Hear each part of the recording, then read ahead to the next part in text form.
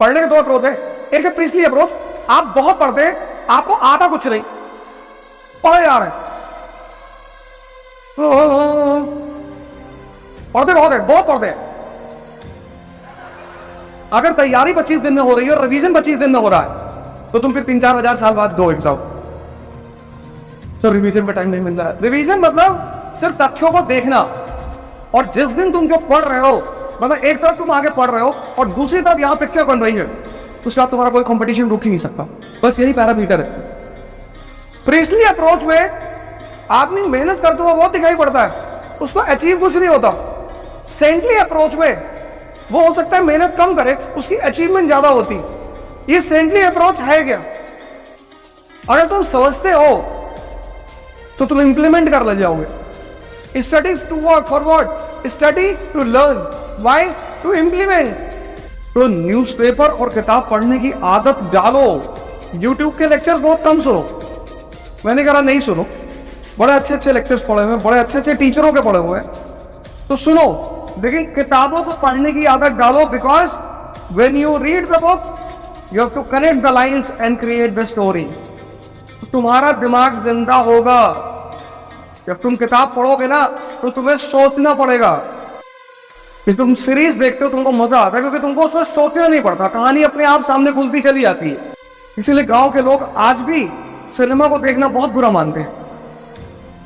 80 में तो खैर मानते ही थे, 90 में तो खैर मानते ही थे। आपने घर में जो आपके एल्डर है पिताजी, उनसे पूछिए कि वो कैसे पिक्चर देखने, मूवी देखने जाते रहे होंगे, वो बोलेंगे तुमसे।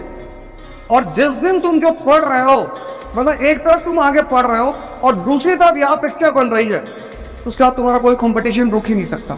बस यही पैरामीटर है कि जिस लाइन को तुम पढ़ रहे हो, चाहे वो हिस्ट्री हो, ज्योग्राफी हो, पॉलिटी, इकोनॉमी, कुछ भी, मतलब तुम लाइन यहां पढ़ रहे हो और यहां उसकी पिक्चर बन रही है, बस सवालों तुम्हारा सिलेक्शन होने वाला है। क्योंकि पिक्चर बन रही है का मतलब यह है कि डाइजेशन इज गोइंग ऑन। पढ़ने से इंफॉर्मेशन बढ़ती है, सोचने से विवेक बढ़ता है, और सिलेक्शन इंफॉर्मेशन से नहीं होता, विवेक से होता है। आज के दौर में लोगों के पास इंफॉर्मेशन बहुत है पर सोचा ही नहीं, सोचा ही नहीं। सब कुछ उस किताब में लिखा हुआ है, सब कुछ, बस तुम्हें सोचना है रुक के। इसीलिए तो तुम्हारा पढ़ने में मन नहीं लगता था, तुम्हें पता ही नहीं होता है कि पढ़ना क्या है। पढ़ना मतलब दिमाग को जिंदा करना, और जिंदा दिमाग कुछ भी कर सकता है।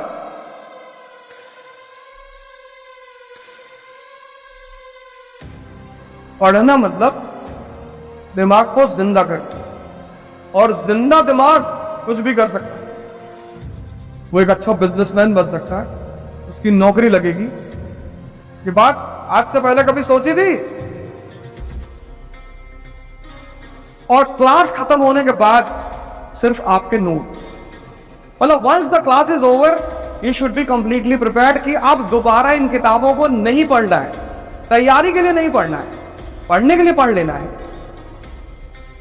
ऐसा एक बार तो पूरी कहानी समझ में आ गई, जब तक नहीं समझ में आएगी तभी तक ये किताब हैवी है ना।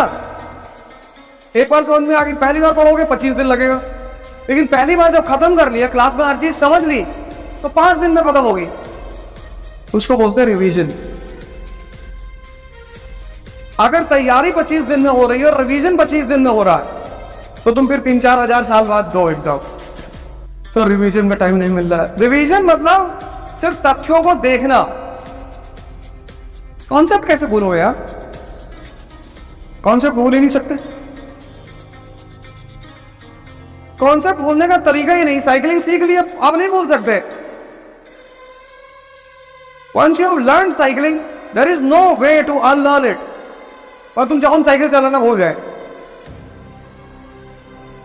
स्विमिंग सीख ली, अब तुम सोचो हम भूल जाए, संभव ही नहीं। जीवन और कंपटीशन सब साथ में चलता है। अब इस साल एक लड़के का सिलेक्शन हुआ, उसका नाम है रोहित करदम। रोहित करदम कल ही मेरे साथ था। वो कल 2 लोग मेरे साथ थे। एक तस्कीन खान लड़की है, उत्तराखंड से थी, वो थी मेरे साथ। वही कानपुर में एक सेमिनार था। और ये रोहित करदम लड़का जो है, मुझे रैंक तो एग्जैक्टली उसकी याद नहीं रोहित करदम की, तो कल दोनों लोग मेरे साथ थे। तो रोहित करदम ने मुझे बताया कि सर जब मैं मेंस लिख रहा था तो उसकी माँ को ब्रेन कैंसर हो गया था, तो लास्ट स्टेज में थी।